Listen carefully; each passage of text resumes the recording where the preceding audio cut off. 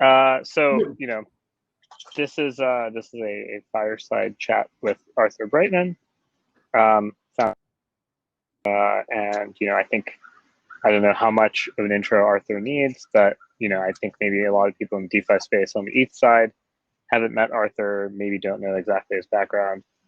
But Arthur spent a bunch of time in finance before this, both on the market making side and trading side, and then started Tezos and has kind of been working on lots of associated projects and really building out the Tezos ecosystem. And I think he's probably, I think he and I have talked about designs of DeFi protocols before kind of they really blew up, and we've had a lot of discussions, some of which have led to designs that have really worked super well in practice, and other ones that maybe haven't. And so I think you guys are going to find out a lot of interesting and sort of in-depth mechanism related questions. We're going to try to be more technical, not so crazy, but more than I think a lot of the other earlier talks. So I think the first question is, right now I think there are a lot of people who, especially investors, who are maybe not so familiar with DeFi, but they just say, hey, there's this shiny new object. It seems to be taking liquidity away from my existing investments, so I guess I need to look into what it is. And in some ways, there are a lot of similarities with centralized cryptocurrency and centralized financial entities. But, I think maybe let's step back and talk about what things in centralized finance look similar to DeFi, and sort of maybe why are yields, why do you think yields are so high right now? Yeah, so you have to look, when you're looking at any space, you have to look what's kind of like internal and what's external. A lot of the DeFi right now kind of like serves itself. A lot of it is very circular. And if you look at what's available today, it looks a lot like not so much finance, but other companies, for example, like BitMEX or Bitfinex, which were centralized, and now you have some fully or partly decentralized version of this that you see on smart contract platforms. I remember back in 2013, a friend of mine says like, hey, there's this thing called Bitfinex, and you can lend money there, and there's like a 459% APR. And my reaction at the time is like, okay, there's something wrong. Either they're lying about this, or it's risk, and so on and so forth. I think risk is a component to it. I think the reason you see that these lending protocols have like this very high yield for lending is that there is definitely risk involved. But that wouldn't explain the volume. And so I think basically there's like tremendous demand for people who want to like use these things for leverage, and there's not a lot of supply, because most institutions who would normally participate in traditional financial markets are not participating in this. And so you have an imbalance, but it's not something that's intrinsic to DeFi. It's not like, oh, DeFi is wonderful, look how big the yield are. If anything, it's just because it's out of equilibrium. I mean, I think we've seen for a lot of the more successful, it took quite a while to reach equilibrium. I think with Compound, for instance, it took both a lot of markets coming online, plus the kind of invention of the C token, which made it a lot more easy for users to actually interact with these things. And the C token design has been copied in kind of throughout the ecosystem. Similarly, there's sort of a market equilibrium of things like Uniswap, where they start off deviating quite a bit from traditional markets or centralized prices, but they eventually converge to something meaningful.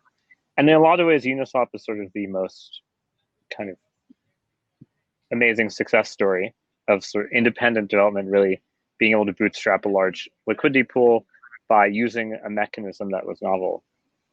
So since you've been on the market making side in traditional finance, where a lot of people say that things like Uniswap and other constant function market makers are ineffective and costly, could you maybe walk us through why they're so successful, and kind of why they've found a niche that doesn't exist in the normal markets? Yeah, I wouldn't necessarily say that they're ineffective. But coming from the market making side on traditional markets, it's extremely competitive, and in order for a market maker to be competitive in traditional markets, you have to be basically paying attention to every single bit of data. You have to be reacting to the market very, very quickly. But as a market maker, your profit is going to be a function of two things. It's like how reactive you are, how much information you have, and how much of the volume that you're getting is just people who want to trade in and out because they're rebalancing their portfolio or any other reasons, or people who are taking advantage of you because they're like, your price is slightly off and I'm going to benefit from that. And it's very much focused on that. And if you look at something like Uniswap, there's not a lot of intelligence in this market maker. It's like a purely supply. It's a supply-based algorithm, and these are known to market makers. The problem is that if you put on the market maker hat and you look at this, you're like, well, hang on a second. You're not going to be able to react to market moves. You can't move your quotes. There's a lot of things that you cannot do. But pretty much the reason for the success is that even though I think these are still valid criticisms, at the end of the day, there is just so much demand for it that sure, in theory it can be picked off and so on and so forth, but there's just too much demand for trading in and out of these different tokens that are on Uniswap that it basically it basically makes it worthwhile. And so it's been serving pretty well the tail end of all of these different tokens. But I don't think it's a future, in a sense. Like, I don't think in the future you see all the financial assets on this supply-based market maker, because I don't think they're competitive if you really are looking at very competitive markets with a lot of liquidity. Yeah, I think while that's true, you could argue that you can add some aspects of limit order book structure to some of these supply-based systems by kind of bucketing liquidity in different ways and having it sort of like dynamically rebalanced. A little bit kind of like, I think Curve has really found amazing product market fit, because every time I talk to OTC traders, including people from places that are very anti-DeFi, like the Jumps of the world, they started using Curve because it's just cheaper and they can trade in size. And part of that comes from the fact that they've been able to actually replicate the best parts of OTC mixed with an order book with proper curve design. And sort of there's this renaissance of actual mechanism design, I guess, unlike kind of what we saw in 2017, which was Ponzi scheme design. What do you think about that? Like, how big do you think the design space is? What do you think kind of the natural end state is? The Uniswaps of the world are sort of the original version. It's the first thing. I would say if you look at a protocol that kind of takes the opposite route, which is more of like, let's look at what the academic literature tells us that a market clearing should be. You can look at what Gnosis is doing, for example, where they have the full batch auction with combinatorial bits. That's like the most generic form of the problem, and trying to solve it that way. I tend to be very theory driven, and so I think if you're looking long term, the end result looks more like big batch combinatorial auction. But I also think that all of the I think a lot of centralized finance is frankly here to stay, because for efficiency reasons, not everything needs to be decentralized. I think decentralization is important for lowering costs. It's important for censorship resistance, and so I think it will find its use. But for a lot of things, it's really, really hard to build a centralized order book. Yeah. So while that's true, I do think that one of the things that people kind of didn't quite, I think, understand in the 2017 boom was Tezos was kind of one of the few layer ones that I would say that promised a lot of stuff at that time that actually like launched and has kind of made a lot of progress.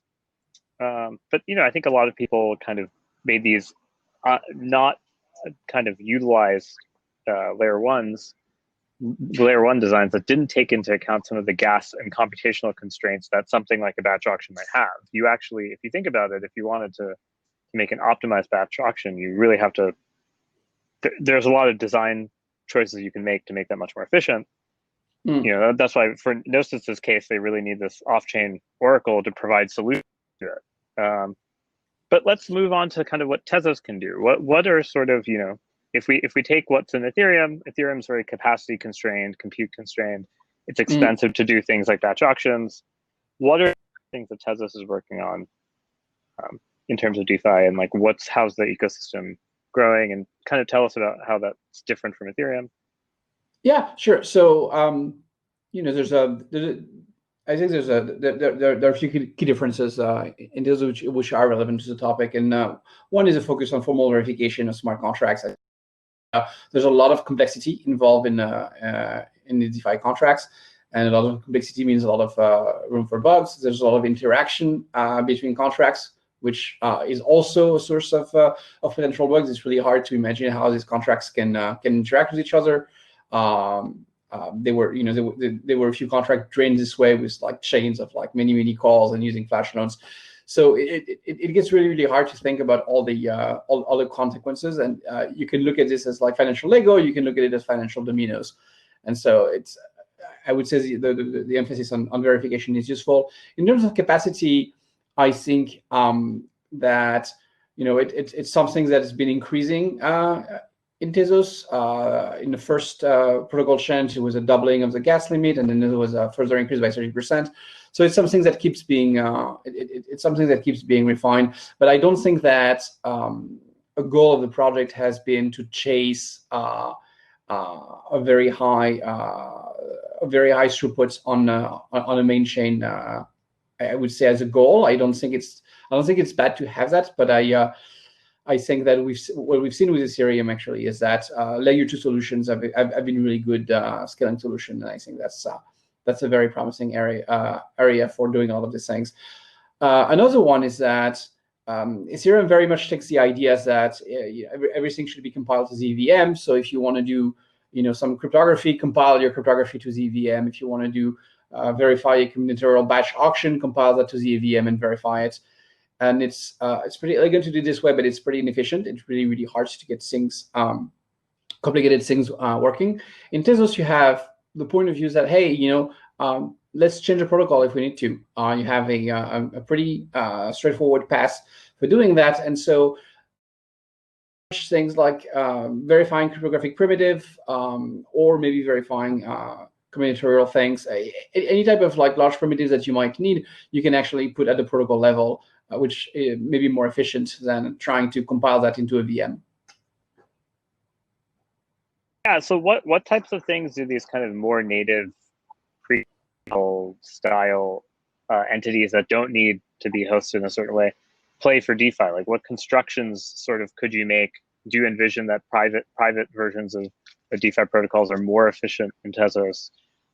Maybe walk us through some of those types of like more futuristic things. Oh, geez. I mean, I think then the bigger question here is like what type of applications in DeFi are interesting. If you're looking at the type of constraints, the answer is pretty boring in the sense of like, token contracts or Uniswap style contracts. You could move those at the protocol level and get like really low gas limits on them. For example, there's also a lot of tricks that people are trying with Uniswap, for example, to batch transaction until the end of the block if you have multiple transactions in a block, and that requires some trickery. If you just do it at the protocol level, you don't need to bother with all the complexity. So that's definitely one thing you can do. But if you're looking at the applications, like I was saying, a lot of it is circular. Like a lot of the DeFi ecosystem today that exists because there's a lot of tokens which frankly don't have a big reason to exist. Their only reason to exist is to be pretty much traded against one another. And so it means that people want leverage, and so there's lending, and people want DEXs. And so all of this, DEX ecosystem and lending ecosystem exists kind of like for circular reason and not actually providing financial services. The things that do, the most promising decentralized financial services that may exist, I think stablecoin are potentially interesting. But again, I think the interest from stablecoin is driven by the interest from leverage and not so much for the stablecoin themselves.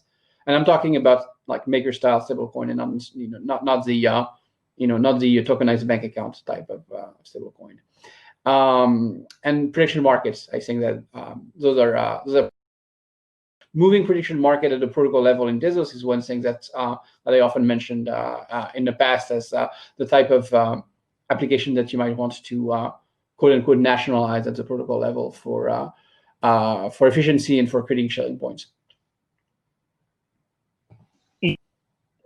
Maybe if we take another view on kind of DeFi on Tezos, Tezos is a proof of stake network like Ethereum 2, like Cosmos, like a lot of the other networks that probably don't need to be named because most of them aren't live. Including Ethereum 2. Right. Well, that's fair. But I think an interesting question though is, do you actually think sort of POS and DeFi can really coexist? They have very similar properties. A lot of the derivative assets that exist can interact with each other.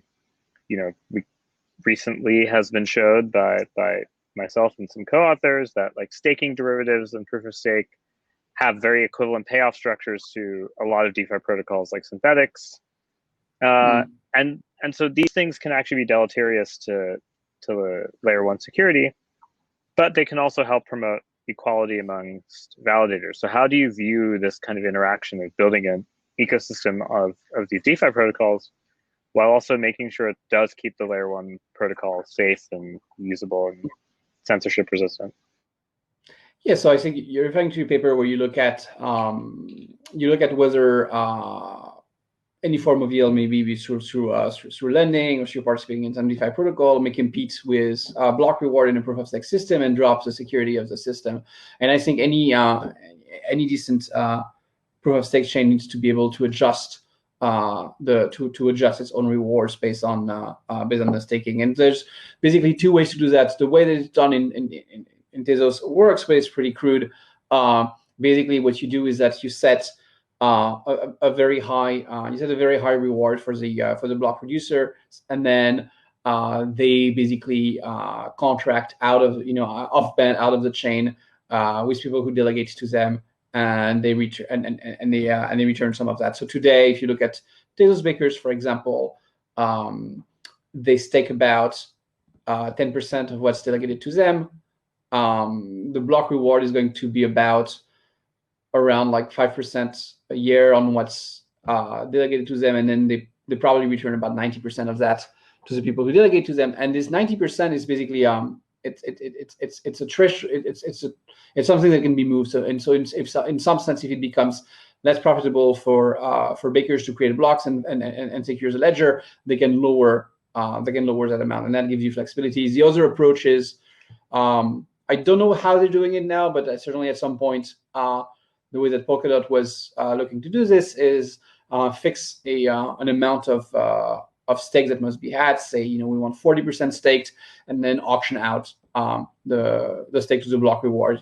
Gets how many, what block reward do we need to offer to get 40% of the stake to be staked, and then it clears that. So that, which is equivalent to the other model, although a little more explicit. Sure. Although running auctions on the blockchain is not a fun exercise, I will say. So I think the thing I was actually referring to is really staking derivatives, which I know you have vocally been quite negative about, but I guess we don't have too much time, so I want to end on a question related to something that I believe was quite prominent the first time I met you, which was with prediction markets and futarchy. How do you believe the Oracle problem within DeFi will be kind of settled? What do you think the final solution is? Is it truly that Chainlink has won and the world is over? Is it more that there's this open Oracle model compound? Is it the Uniswap model? Or is it the extremely capital intensive and terrible UX model of ARC? Or none of the above? There's these sentences that you can always say, and you'll be right and you'll be smart. And so one of these is, it depends on your threat model, but it's true. And I like to think of it as a graph. and on one hand, you how much complexity do you have in your system, and the other one is like how much security do you have in a system. And once you have one solution, and whether it is for being an oracle, for example, or being a bridge between chains, once one solution is you have a federation. You have 8 out of 15 participants or some amount, and they're known and they're public, and that's very, very simple. And in most use cases, you do not need anything else. Like in most cases, this is absolutely fine, and the complexity is very low. And you want to, and as soon as you want to go beyond that, the complexity gets fiendishly hard. And so, if you want to go beyond that, you really, really ought to have a very, very strong reason to do that. I think that for the most decentralized stable coins, you might want to do that for price feeds, for example. But even then, it's too easy to get focused on the problem of like, oh, what if the members cheat? What if they don't report the right number? There are so many other things that could go wrong. So the feed that they read from, that feed could be modified, and that's a problem. Like the raw data that you're collecting itself might be manipulated.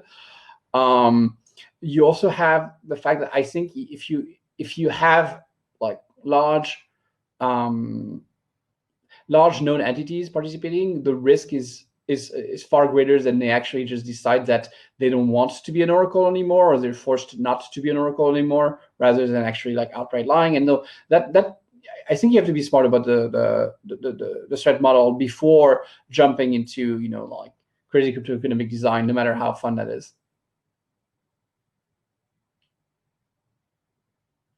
I agree. I mean, that's certainly the lesson of 2017 is people need to have maybe tried implementing it before, funding it. But I think, some of the other conversations earlier today talked about how like alternative sources of liquidity seem to be ample once you've proven that your mechanism can work. And I think that seems to be quite a viable way to bootstrap these ecosystems. Yeah. Any final thoughts that you want to leave the audience with that is related to something that I haven't said? Maybe like your view on the DeFi space in the next year. I mean, my view is basically I really hope that it evolves. I think it's really interesting. I think it definitely has product market fit in the sense of like I think it competes with some of the coin exchanges that have spun out, and so it does have product market fit in the sense that these are the businesses around the space which have been really successful. I hope it goes beyond that. I hope it starts like serving needs which aren't served otherwise, and which go beyond what I would call entertainment, and that would be things like prediction market, for example, things like insurance. I think these are real use cases which are underserved in many areas, and I'd like to see more of those in DeFi.